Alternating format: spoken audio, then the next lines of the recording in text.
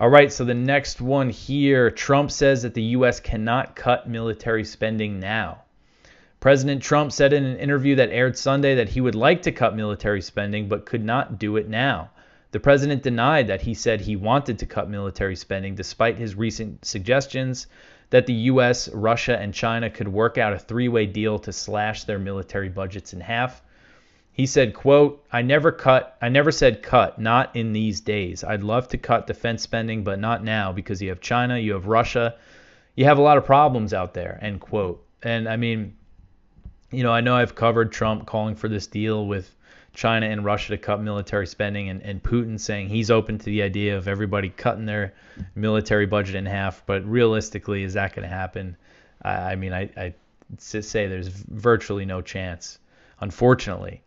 The president has backed a House GOP budget plan that would increase the military budget by $100 billion. He's also ordered the development of what he's calling the Iron Dome for America, which just a massive missile defense system that would come with a huge price tag, of course.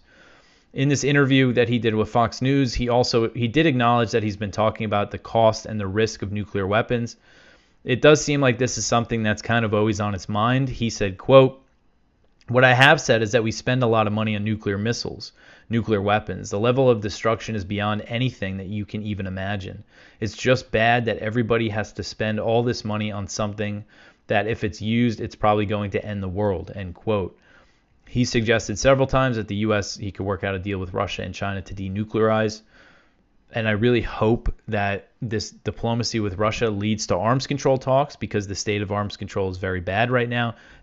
In large part thanks to the previous Trump administration, which pulled out of the INF Treaty and the Open Skies Treaty. Now the only one left between the U.S. and Russia is New START, and that's going to expire next year, and there's no replacement yet. So